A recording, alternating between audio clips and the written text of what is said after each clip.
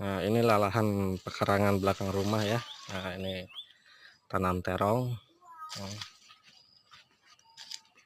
ada terong, juga tanam talas pratama dari Sumedang ya.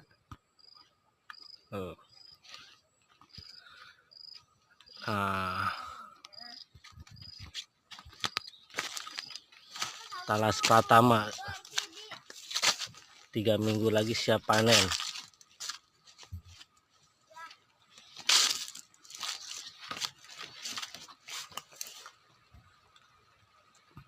Alhamdulillah langsung hujan di Transmigrasi Sigulai.